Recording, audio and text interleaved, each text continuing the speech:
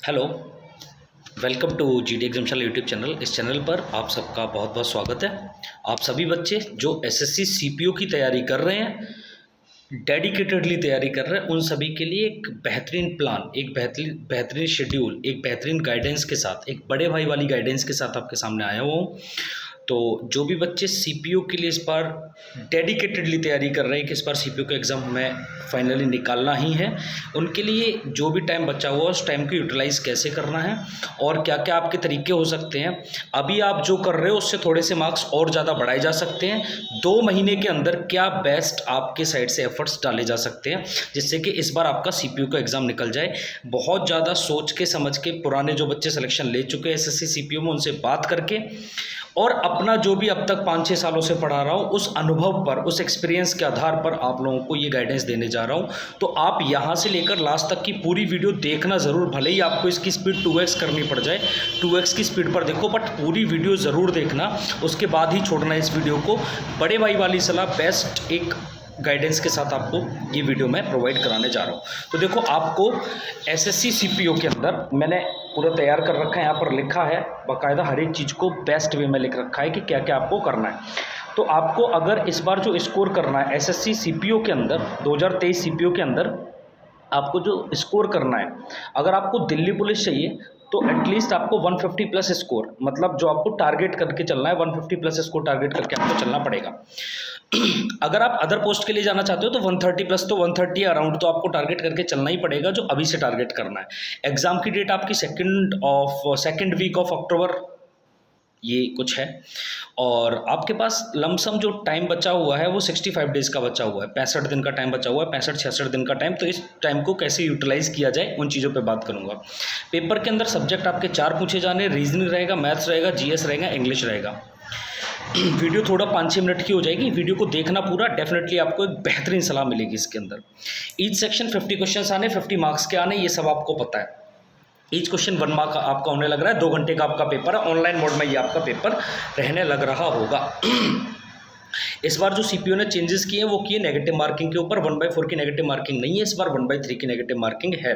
मतलब अब तक जो आपको एक क्वेश्चन के लिए 1 नंबर मिलता था और उसका 0.25 नेगेटिव होता था, इस बार 0.33 आपका नेगेटिव होगा, एक क्वेश्चन के लिए 1 ही मार्क्स मिलेगा। इसका मतलब सीधे सीधे ये भी हो सकते हैं 3 क्वेश्चन अगर आपने गलत कर दिए लगातार तो फिर आपका एक सही वाला भी चला जाएगा उसके साथ में। ये आप ध्यान रखना, 1/3 की नेगेटिव मार्किंग का मतलब ये है, ठीक है। अब आपको मैं बताऊंगा कि आपको टारगेट क्या क्या करके चलना है, कैसे कैसे पढ़ना है, क्या क्या आपका अब आगे आने वाले 60-65 दिनों के लिए शेड्यूल रहेगा। आपको रीजनिंग को टारगेट करके चलना है एग्जाम के लिए 45 प्लस मार्क्स, 45 प्लस मार्क्स आपको रीजनिंग को टारगेट करके चलना है। इससे कम नहीं कर सकते हम लोग, इससे कम अफोर्ड ही नहीं कर सकते हम लोग। डेली आपको रीजनिंग में 60 से 70 क्वेश्चंस की प्रैक्टिस करनी है, वो भी टॉपिक वाइज करना है। टॉपिक वाइज इसका मतलब ये है कि आप, अगर आपने सारे टॉपिक पढ़ रखे हैं तब तो मिसलेनियस प्रैक्टिस आपको करनी है, और अगर आपने सारे टॉपिक नहीं पढ़ रखे तो जो टॉपिक नहीं पढ़ रखे उन्हें साथ के साथ पढ़ना है। और डेली 60 से 70 क्वेश्चंस आपको किसी भी बुक से या कोई भी आपके पास पीडीएफ वगैरह है वहाँ से उठा के, या प्रीवियस ईयर पीडीएफ कुछ भी है आपके पास, प्रीवियस ईयर क्वेश्चंस होने चाहिए, टीसीएस पैटर्न वाले होने चाहिए, उन्हें उठा के आपको, और एटलीस्ट आपको 45 क्वेश्चंस की प्रैक्टिस करनी पड़ेगी डेली। डेली आपको 60 to 70 क्वेश्चंस की प्रैक्टिस करनी पड़ेगी। प्रैक्टिस करने के साथ साथ आपको ये और देखना होगा कि किस टाइप के ऐसे ये एनालाइज आपको करना पड़ेगा। एनालिसिस बहुत ज़रूरी है। एनालाइज करो कि किस टाइप के ऐसे क्वेश्चन हैं जिनमें आप रिपीटेडली बार बार फंस रहे हैं, तो उस टाइप के क्वेश्चंस को आप नोट डाउन कर लो एक नोटबुक में, और उस कॉन्सेप्ट के ऊपर थोड़ा सा काम ज़्यादा है। जैसे कुछ बच्चे नंबर सीरीज में फंसते हैं, मिसिंग नंबर सीरीज जो आती है, कुछ बच्चे फिगर बेस्ड जो क्वेश्चंस होते हैं उनमें फंसते हैं, तो वो आप लिख लो एक नोटबुक के ऊपर कि किस टाइप के क्वेश्चंस में आप रिपीटेडली फंसने लग रहे हैं। उन कॉन्सेप्ट्स को बार बार रिवाइज करना है। दूसरा आपको और क्या करना है, प्रीवियस ईयर प्रैक्टिस करनी है, क्वेश्चंस की टॉपिक वाइज करनी है, और वो किसी भी ऑनलाइन क्विज के थ्रू करनी है। ऑनलाइन कोई भी आप टेक्स्ट बुक के थ्रू जा सकते हो, ऑल बोर्ड के थ्रू जा सकते हैं, मर्जी आपकी, कोई भी एप्लीकेशन उठा लो और उस पर जाके टॉपिक वाइज आपको सेक्शनल मॉक नहीं, टॉपिक वाइज मॉक जिसे आप क्विज बोलते हैं, वो आपको करना ही करना पड़ेगा। ऐसे अब मैथ्स की मैं एक बार आपसे बात कर लेता हूँ। मैथ्स में आपको स्कोर 45 प्लस करके चलना पड़ेगा अगर आप दिल्ली पुलिस चाहते हो। अगर मैथ्स आपका वीक एरिया है, मतलब एक पोर्शन ऐसा है आपका वीक जिसमें आपका मैथ्स ही आता है, तो आपको 30 प्लस स्कोर फिर भी करके चलना पड़ेगा। 30 अराउंड स्कोर आपको करना पड़ेगा मैथ्स के अंदर, है ना। तो वहाँ पर आप क्या करोगे, टॉपिक वाइज कॉन्सेप्ट्स के नोट्स बना लो। पहले आपने सारे टॉपिक कर रखे होंगे ऐसा मैं मान के चल रहा हूँ, तो टॉपिक वाइज आप नोट्स बना लो। मतलब टॉपिक वाइज जो कॉन्सेप्ट्स हैं, उन कॉन्सेप्ट्स के शॉर्ट नोट्स जो होते हैं वो बनाना बहुत मैंडेटरी है। अगर आप शॉर्ट नोट्स बना लेंगे तो आधा काम आप पता है अपना जब लास्ट में जाके जो आप रिवीजन करेंगे उसका 90% काम अभी आप कवर कर लेंगे।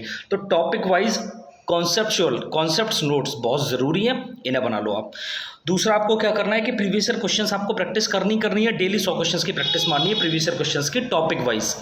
एक टॉपिक से 10, एक टॉपिक से 8, एक टॉपिक से 12, जैसे मर्जी तुम्हारी, लेकिन हर एक ईच एंड एवरी टॉपिक को टच करना है, डेली टच करना है। प्रीवियस ईयर क्वेश्चंस की टॉपिक वाइज प्रैक्टिस करने के साथ साथ आप टॉपिक वाइज क्विज भी दे सकते हैं, और देना मैंडेटरी ही है कि आप कोई भी टॉपिक, आज मैंने इस टॉपिक की क्विज दे दी, कल के दिन मैंने दूसरे टॉपिक की क्विज दे दी, परसों के दिन मैंने तीसरे टॉपिक की। कोशिश करना कि 7 दिन के अंदर वो टॉपिक रिपीट हो जाए ऑनलाइन क्विज में।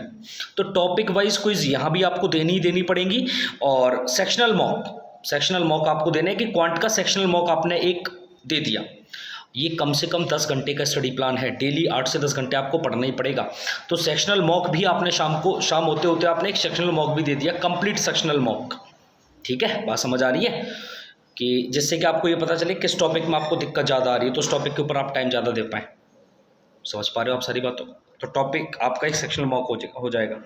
क्वांट्स की आपको एक तो मैंने क्या बताया, सबसे पहले टॉपिक वाइज कॉन्सेप्ट्स के नोट्स आपको तैयार करने हैं। आपके नोट्स पहले से बने होंगे सारे, previous year questions topic wise आपको करने हैं, और डेली प्रैक्टिस, मतलब टॉपिक वाइज 10 इस सेक्शन के 10 इसके इस टाइप से। या फिर आप एक काम कर सकते हैं, 100 करके आज परसेंटेज के 100 कर लिए, कल के दिन दूसरे रेशियो के 100 कर लिए, परसों के दिन ज्योमेट्री से 100 कर लिए, ट्रिग्नोमेट्री से 100 कर लिए, ऐसे 100 मॉक टेस्ट, 100 क्वेश्चन आप प्रीवियस ईयर कर गए। उसके अलावा सेक्शनल मॉक शाम होते एक और दे दिया, तो सारे टॉपिक टच में आ गए। तो एक एक टॉपिक वाइज भी कर सकते हो। बाकी कुछ बच्चे इस टाइप से कि नहीं सर हमारे सारे टॉपिक बहुत अच्छे हैं, तो फिर 10 क्वेश्चंस हर रोज नए एटलीस्ट 100 हो जाए, किसी के 10, किसी टॉपिक से 7, किसी टॉपिक से 5, on an average 100 questions daily आपको करने हैं। सीधी बात ये कहना चाह रहा हूँ, मर्जी आपकी, टॉपिक वाइज करना है या मिसलेनियस करके चलना है। अगर आप टॉपिक वाइज करेंगे तो फाइनली शाम को जाके एक सेक्शनल मॉक मिसलेनियस का रहेगा जो क्वांट्स आप देंगे। ठीक है भाई, ये रही अपनी मैथ्स की बात। जीएस का सर बहुत ज़्यादा हालत ख़राब रहती है। जीएस में कैसे क्या स्कोर किया जाए, 20 प्लस तो फिर भी करके चलना पड़ेगा। 20 नंबर मिनिमम जीएस में लेके आने पड़ेंगे, इससे कम पे काम नहीं बनेगा, जीएस में इतना चाहिए। तो जीएस में जो आपका 20 प्लस टारगेट होगा, उसमें मैं सारी बातें बता रहा हूँ, सब लिखा हुआ है मेरे सामने, एक एक पेन से लिखा है, सोच समझ के बात करके बच्चों से। मंथली करंट अफेयर्स आपको करने पड़ेंगे। करंट अफेयर्स 1 साल का, पिछले 1 साल का, और मंथली बेसिस पे करो। पिछले 1 साल का करंट अफेयर्स मंथली बेसिस पे कैसे, कोई भी मैगजीन उठा लो, कोई भी पीडीएफ उठा लो, मंथली पीडीएफ उठा लो, और एक महीने करके कवर करते जाओ। मतलब 7-8-10 दिन में 1 महीने के करंट अफेयर्स कंप्लीट कर दिए, अगले 8-10 दिन में फिर 1 महीने के, तो साल भर का पूरे 1 साल का करंट अफेयर्स आपको पढ़ना ही पढ़ना है। और यही 2 महीने का टाइम है, इन 2 महीने के अंदर अंदर आपको ये पूरे साल का करंट अफेयर्स तैयार करना है मेरे भाई। बात समझ आ रही है आपको। तो 1 साल का करंट अफेयर्स आपको करना पड़ेगा। और करंट अफेयर्स भी टॉपिक वाइज के, वो गेम्स वाले ये होते हैं, वो जो भी आपको पता है कि अवार्ड वाले ये हैं, वो सारी चीज़ें उस टाइप से आपको करंट अफेयर्स भी आपको करके चलना है। स्टैटिक जीके आपको पता है बहुत इंपॉर्टेंट पार्ट है एसएससी में, 9 से 10 क्वेश्चन आपके 50 में से आ ही जाएंगे। तो आप एक काम करना है, स्टैटिक जीके वाला पार्ट बिल्कुल मत छोड़ना। स्टैटिक जीके आप किसी भी सोर्स से कर सकते हो, आप किसी पीडीएफ से कर लो, बहुत सारी पीडीएफ अवेलेबल होती है टेलीग्राम वगैरह पर, या फिर आप कोई वीडियो उठा सकते हो, वीडियो के थ्रू आप कर सकते हो स्टैटिक जीके वाला पार्ट। फिर स्टैटिक जीके पार्ट कंप्लीट करने के बाद स्टैटिक जीके पर बेस्ड जो प्रीवियस ईयर क्वेश्चंस की क्विज आती हैं, वो क्विज खेलना है आपको, बात याद रखना। और जीएस के लिए आप, जैसे जीएस का आपका हिस्ट्री, पॉलिटी, इकोनॉमिक्स और ये ज्योग्राफी वगैरह, ये इन सब के लिए आप कोई भी बुक परचेज कर सकते हो मार्केट से, और वो बुक से प्रीवियस ईयर क्वेश्चंस 1 लाइनर जो है वो आप पढ़ना शुरू कर दो। मैं रिकमेंड करूंगा कि आप अरिहंत की जो मनोहर पांडे आती है उसे उठा लो, या ब्लैक बुक उठा लो, इन दोनों में से कोई एक, या तो ब्लैक बुक या अरिहंत की मनोहर पांडे जो मोटी वाली, जो 130-135 की किताब आती है वो वाली, जो पतली वाली है वो नहीं, तो वो उठा लो और वहाँ से आप लोग जीएस करना शुरू कर दो। और जीएस के लिए फिर आपको डेली क्विज तो करनी है, क्विज को एनालाइज करना है। मतलब क्विज के जो 4 ऑप्शंस होते हैं, तो 4 ऑप्शंस को, पहला ऑप्शन का क्या है, सेकंड, वो चारों ऑप्शंस का जो वहाँ पे एकदम डिटेल सॉल्यूशन दे रखा होता है, उसे पढ़ना है मॉक टेस्ट के थ्रू। ये क्विज़ वगैरह कहाँ से करेंगे सर? कहीं से कर लो, टेक्स्ट बुक से कर लो, ऑल बोर्ड से कर लो, मैं तुम्हें पहले ही बता चुका हूँ इस बात को। इंग्लिश भाई बहुत इंपॉर्टेंट है, क्योंकि प्रीलिम्स में भी और मेंस में भी, तो इंग्लिश को बिल्कुल भी हल्के में नहीं लेंगे। इंग्लिश के लिए आप एक काम कर सकते हो, इंग्लिश में कर सकते हो, नहीं करना है, इंग्लिश में स्कोर आपको 40+ जाना है। इंग्लिश का स्कोर आपका 40+ जाना चाहिए। बात समझ आ रही है? दिल्ली पुलिस चाहिए तो इतना जाना पड़ेगा, इससे कम पे काम नहीं चलेगा। और इंग्लिश इतना मुश्किल भी नहीं पूछता एसएससी, मतलब अच्छा पूछता है, बट आपके रेंज की चीज़ें पूछी जाती हैं, जीएस की तरह नहीं होता हाल। तो आपकी रेंज की चीज़ें पूछी जा रही तब तो आपने कर लेना चाहिए। तो इंग्लिश में आप एक तो वोकैब करेंगे, प्रीवियस ईयर ब्लैक बुक से करेंगे, ब्लैक बुक उठा लो आप, उससे आप वोकैब कर लो प्रीवियस ईयर सारी। फिर आप ग्रामर चैप्टर वाइज रूल्स कर लो। ग्रामर के चैप्टर वाइज रूल्स सर कहाँ से करें? तो आप यूट्यूब से कर सकते हो, यूट्यूब पे अमन वशिष्ठ सर हैं एक इंग्लिश के लिए, तो आप वहाँ से ग्रामर के चैप्टर वाइज रूल्स कर लो। 100 रूल्स करके उन्होंने डाल रखे हैं, वो आप कर सकते हो। प्रीवियस ईयर क्वेश्चंस की प्रैक्टिस करनी है आपको, किसी भी एक बुक से, कोई बुक तुम्हें जो ठीक लगती हो। यहाँ पे किसी भी वीडियो का, किसी भी बुक का प्रमोशन नहीं कर रहा हूँ मैं, इस बात को आप याद रखना। मैं कभी प्रमोशन नहीं करता, ना ही आगे करूँगा। जेन्युइन जो चीज़ें हैं वो आपको मैं बताता ही रहूँगा, उसमें कभी भी कोई चीज़ छुपाऊंगा नहीं आपसे। इंग्लिश की आप अमन वशिष्ठ सर से वहाँ से कर सकते हैं प्रीवियस ईयर क्वेश्चंस की। आपको आरसी वाला, पीक्यूआरएस वाला, क्लोज टेस्ट, ये चीज़ें जो हैं, जो आपकी रीडिंग पर बेस्ड है, इनकी भी वीडियोज़ आप अमन सर की देख सकते हो। अदरवाइज आप एक काम कर सकते हो, ये चीज़ें आप खुद से भी कर सकते हो अगर आपकी रीडिंग स्किल्स अच्छी है तो। अगर रीडिंग स्किल्स अच्छी नहीं है तो किसी भी टीचर के साथ यूट्यूब पर लगकर आप कर सकते हो। दूसरा काम है, आप रीडिंग कम से कम डेली आधे घंटे ज़रूर करो। इंग्लिश की रीडिंग से आपकी इस अंडरस्टैंडिंग बहुत मजबूत होगी और वही मेंस में भी आपकी काम करेगी। इस बात को आपको पता होगा कि मेंस में 200 नंबर का पेपर आना है, 180+ तो स्कोर फिर भी मेंस में करना पड़ेगा इंग्लिश में आपको, है ना? तो आप एक काम करके चलो कि फिर वो रीडिंग स्किल्स को आप अच्छा कर लो। डेली 30 मिनट की इंग्लिश रीडिंग हैबिट डाल दो अपनी जरूर। 2 सेक्शनल मॉक आपको देने ही देने, प्रीवियस ईयर क्वेश्चन पर बेस्ड 2 सेक्शनल मॉक इंग्लिश के, डेली करो इस काम को। और फिर आपको करना क्या है, मॉक टेस्ट आपको वीक में कम से कम 5 mock test, Monday Tuesday Wednesday Thursday Friday वाले मॉक हो गए। सैटरडे संडे में आपको और जो काम है सबका रिवीजन भी करना है, तो वो सारी चीज़ें रहेंगी। तो एक वीक के अंदर कम से कम 5 मॉक टेस्ट रहेंगे, और 5 मॉक में जो भी आपके डाउट्स आए होंगे उन सारे डाउट्स की एक अलग नोटबुक होनी चाहिए, डाउट नोटबुक। उनमें अपने डाउट्स को जो बार बार, मतलब रिपीटेडली जो आपके डाउट है रिपीट हो रहे हैं, वो डाउट्स आप वहाँ पे नोट कर लेंगे और उन डाउट्स पे काम ज़्यादा किया जाएगा, सो दैट कि वो डाउट आपका कॉन्सेप्ट क्लियर होने के बाद अगले बार के लिए डाउट ना रह जाए। और कॉन्सेप्ट की नोटबुक बनानी, जो मैं आपको पहले बता चुका था। मैक्सिमम प्रीवियस ईयर क्वेश्चंस की प्रैक्टिस आपको करनी है, प्रीवियस ईयर क्वेश्चंस करने से ही आपका भला होना है, इस चीज़ को आप ध्यान रखना। एक और बात बिल्कुल फाइनलाइज करने जा रहा हूँ इस चीज़ को, ख़त्म सम लास्ट में जो चीज़ें देता हूँ, गुरु ज्ञान।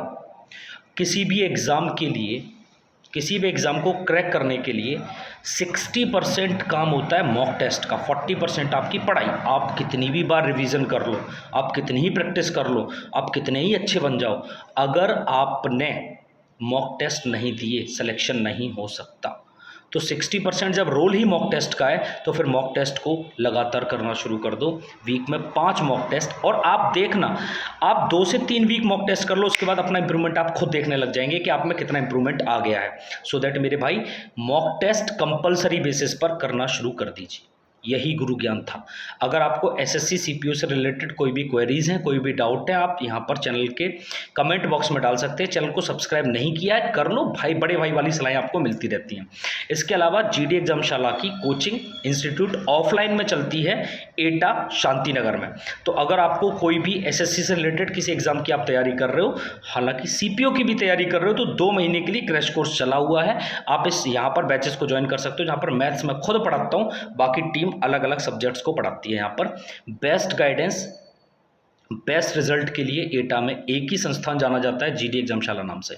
तो आप किसी भी एग्जाम के लिए, एसएससी से रिलेटेड या बैंकिंग से रिलेटेड कोई भी एग्जाम की आप तैयारी कर रहे हो और यूपी स्टेट लेवल से रिलेटेड, तो आप जीडी एग्जामशाला जरूर ज्वाइन करें। Thank you so much, bye, take care. Hope so आप सबको गाइडेंस बहुत समझ आई होगी, आप लोग इस चीज़ पर काम करना शुरू कर देंगे। All the best.